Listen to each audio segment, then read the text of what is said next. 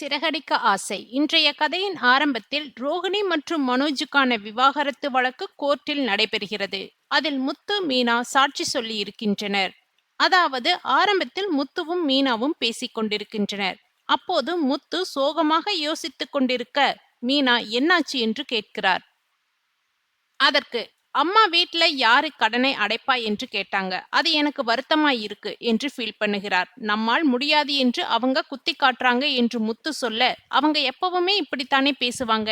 நாம ஒன்னும் என்னைக்கும் குறைந்து போயிடல. நாம மாமாவோட பணத்திலும் முன்னேறவில்லை. நம்முடைய சொந்த பணத்தில் தான் முன்னேறி இப்போ 2 காரு விச்சிருக்கிறோம் என்று முத்துவிற்கு மீனா மோட்டிவேஷனாக அட்வைஸ் கொடுத்து கொண்டிருக்கிறார். அத்தோடு எப்படியாவது நாம இந்த கடனை அடைக்கணும், அப்போதான் அப்பா சந்தோஷப்படுவாங்க என்று முத்து சொல்ல, அதற்கு மீனா நாம அடுத்த கட்டத்திற்கு போற வழியை பார்க்கணும் என்று சொல்லிக் கொண்டிருக்கிறார். அத்தோடு தனக்கு ஒரு அபார்ட்மெண்டில் பூ கொடுக்க ஆர்டர் கிடைத்ததே, அந்த மேடம் இப்போது ஹாஸ்பிட்டலில் இருக்கிறாங்க.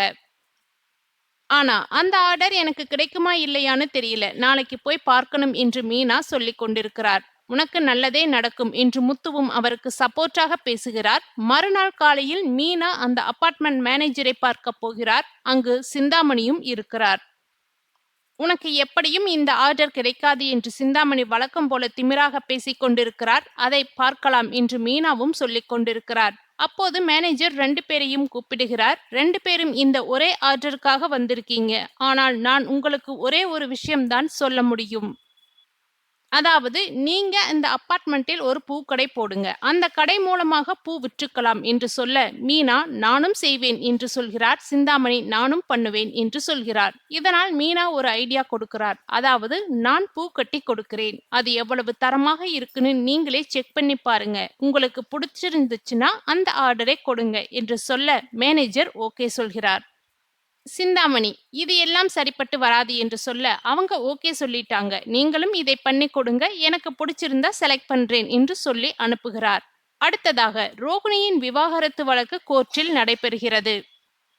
தனக்காக வாதாட வக்கீல் இல்லை. என்னிடம் உண்மை இருக்கிறது. அதனால நானே எனக்கு பேசுகிறேன் என்று சொல்கிறார். மனோஜுடைய வழக்கறிஞர் ரோகிணியின் உண்மையான பெயர் கல்யாணி என்பது, அவருக்கு ஏற்கனவே கல்யாணம் முடிந்தது, அவருடைய மகன் சர்டிபிகேட் என எல்லாவற்றையும் கொடுக்கிறார்.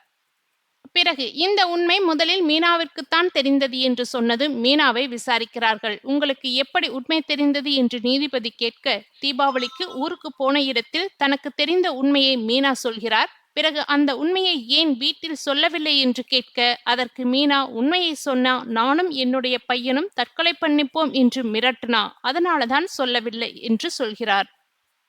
பிறகு முத்துவிடம் விசாரிக்கின்றனர். அவரும் தனக்கு தெரிந்த உண்மையை சொல்கிறார். கடைசியாக ரோகிணியிடம் நீங்க பெயர் மாற்றி வைத்தது உண்மையா என்று கேட்க, நடிகர்கள் எல்லோரும் மாத்துறாங்க, அதே போலத்தான் நானும் ஒரு கட்டத்தில் என்னுடைய பெயரை மாற்றிக்கொண்டேன். அது தப்பா என்று எனக்கு தெரியவில்லை. அடுத்ததாக நீதிபதி, அப்போ உங்களுடைய முதல் கல்யாணத்தை நீங்க மறைச்சதை ஒத்துக்கிறீங்களா என்று கேட்க, ஆமாம் என்று ரோகிணி சொல்கிறார். அதாவது மனோஜுக்கு எப்படியாவது டிவோர்ஸ் வாங்கி கொடுக்க வேண்டும் என்பதில் விஜயா உறுதியாக இருக்கிறாள். இதனிடையில் விசாரணைக்கு முன்பாக மனோஜிடம் பேசி அவன் மனதை மாற்றுவதற்கு முயற்சி செய்கிறாள் ரோகிணி. அவள் பேசுவதை கேட்டு மனோஜும் குழப்பம் அடைகிறான். ஆனாலும் விவாகரத்து வழக்குக்காக அம்மாவுடன் கோர்ட்டுக்கு வருகிறான் மனோஜ். ரவி ஹோட்டலில் புதிய ஃபுட் ஒன்று செய்ய பிரபலமாகிறது. இதனால் இன்ஃபுளுயன்சர்கள் வந்து வீடியோ போடுவதாக சொல்கிறான். அப்போது ரவி நீத்துவை போட்டோ எடுக்க, அவள் வேண்டுமென்றே ரவியுடன் நெருக்கமாக நின்று போட்டோ எடுக்கிறாள். இது சோசியல் மீடியாவில் வைரலாக ஸ்ருதி கோபத்துடன் ஹோட்டலுக்கு வருகிறாள். ரவியுடன் போட்டோவை காண்பித்து கமெண்டை பார்க்க சொல்ல அவன் அதிர்ச்சியாகிறான். உடனே நீத்து தனக்கு வெறும் ஃப்ரெண்டு தான் என போஸ்ட் ஒன்றை போடுகிறான். நீத்துவையும் போட சொல்ல அவள் மாட்டேன் என்கிறாள். இதனால் ஸ்ருதி கடும் கோபத்துடன் ஹோட்டலை விட்டு கிளம்புகிறாள். ரவி வீட்டுக்கு வந்ததும் அந்த நீத்து வேணும்னு இப்படியெல்லாம் பண்றாள், நீ வேலையை விட்டு நில்லு என்று ஸ்ருதி சண்டை போடுகிறாள். இதனால் நீத்துவுக்கு போன் பண்ணி எனக்காக ஒரு போஸ்ட் போடுங்க என்று கேட்கிறான். உடனே நீத்து நம்ம பிளான் ஒர்க் அவுட் ஆகுது என்று சந்தோஷப்படுகிறாள். இதனிடையில் விஜயா டிவோர்ஸ் கேஸுக்காக வக்கீலை போய் சந்தித்து பேசுகிறாள். அதன் பின்னர் ஒரு வழியாக அவன் போனை எடுக்க வக்கீல் பேச வேண்டும் என சொன்னதாக கூறுகிறாள். இதனை அடுத்து முத்துவிடம் எப்படி உங்களுக்கு ரோகிணி பற்றிய விஷயம் தெரியும் என வக்கீல் விசாரிக்கும் போது நடந்த விஷயங்களை சொல்கிறான். தனக்கு முன்கூட்டியே மீனாவுக்கு உண்மைகள் தெரிய வந்ததையும் கூறுகிறான். அவன் சொன்னதையெல்லாம் கேட்ட பிறகு நீங்க கோர்ட்டுக்கு வந்து சாட்சி சொல்லணும். இந்த கேஸ்ல நீங்க முக்கியமான சாட்சி என்கிறார் வக்கீல். அதன் பின்னர் முத்து அப்பாவிடம் நான் போன் வாங்கினதுல இருந்து தடவை எனக்கு அம்மா போன் பண்ணி இருக்காங்கப்பா என்று நெகிழ்ச்சியுடன் சொல்கிறான். இதனைத் தொடர்ந்து மனோஜுடன் கோர்ட்டுக்கு வரும் விஜயா நம்ம குடும்பத்தை இங்கெல்லாம் வர வச்சுட்டா பாரு என்று நொந்து கொள்கிறாள். அந்த சமயத்தில் ரோகிணியும் அங்கு வர மனோஜை பார்த்து எப்படி இருக்க என்று கேட்கிறாள். விஜயா டென்ஷனாகி அவன்கிட்ட ஏதாவது பேசின கோர்ட்டுன்னு பார்க்க மாட்டேன், கழுத்தை நெரிச்சு கொலை பண்ணிடுவேன் என்கிறாள்.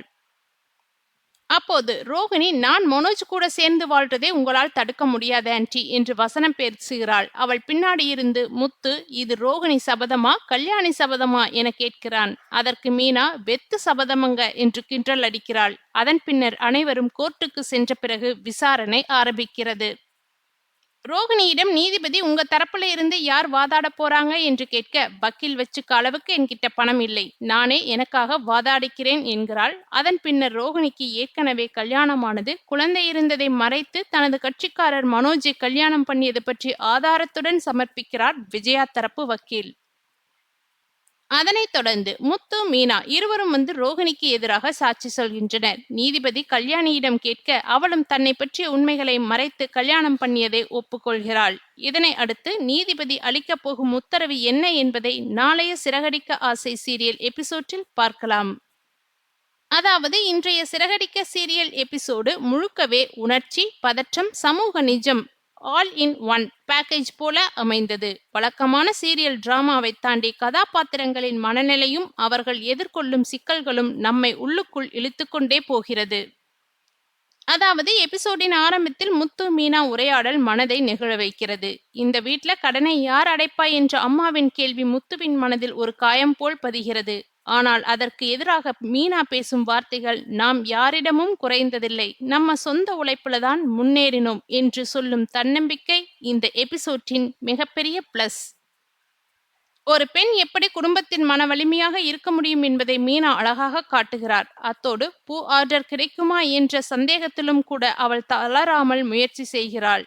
வாழ்க்கை நம்ம கையில்தான் என்ற மெசேஜை சொல்கிறது. அப்பார்ட்மெண்ட் மேனேஜர் சீன் ரொம்ப ரியாலிஸ்டிக். சிந்தாமணியின் வழக்கமான அகந்தியும் மீனாவின் அமைதியான தன்னம்பிக்கையும் நல்ல கான்ட்ராஸ்ட். பூக்கொட்டி தரமாக செக் பண்ணுங்கன்னு மீனா சொல்லும் ஐடியா அவள் புத்திசாலித்தனத்தையும் தொழில் நுணுக்கத்தையும் காட்டுகிறது. இது வெறும் சீரியல் காட்சி இல்லை, வாழ்க்கை பாடம் மாதிரி இருந்தது. முக்கியமாக ரோகிணி மனோஜ் விவாகரத்து வழக்கு எபிசோடின் ஹைலைட். கோர்ட் சீன்கள் மிகவும் சீரியஸாக யதார்த்தமாக எழுதப்பட்டுள்ளன. என்னிடம் உண்மை இருக்கு, நானே பேசுவேன் என்று ரோகிணி சொல்வது ஒரு பக்கம் தைரியம் போல தோன்றினாலும் அவள் மறைத்த உண்மைகள் வெளிவரும்போது அந்த தைரியம் வெறும் முகமூடிதான் என்று புரிகிறது. மீனா முத்து இருவரும் சாட்சியாக நின்று உண்மையை சொல்வது அவர்கள் நியாயத்தின் பக்கம் நின்றவர்கள் என்பதை காட்டுகிறது. ரவி நீத்து ஸ்ருதி ட்ராக் இன்றைய சமூக ஊடக கலாச்சாரத்தை சுட்டி காட்டுகிறது. ஒரு போட்டோ ஒரு வைரல் பதிவு எப்படி உறவுகளை சிதைக்கிறது என்பதை காட்டிய விதம் நல்ல எச்சரிக்கை. நீத்துவின் பிளான் ஒர்க் அவுட் ஆகுது என்ற மனநிலை வருங்காலத்தில் பெரிய பிரச்சனையை சுட்டிக்காட்டுகிறது. மொத்தத்தில் இன்றைய எபிசோடு சஸ்பென்ஸ், உணர்ச்சி, சமூக உண்மை மூன்றையும் சமநிலையுடன் கொடுத்துள்ளது. நீதிபதி தீர்ப்பு என்னவாக இருக்கும் என்ற எதிர்பார்ப்புடன் எபிசோடு முடிவடைவது நாளைய கதைக்கு நல்ல ஹூக். சிறகடிக்க ஆசை இன்று உண்மையிலேயே மனதை தொட்ட ஒரு எபிசோடாக அமைந்தது.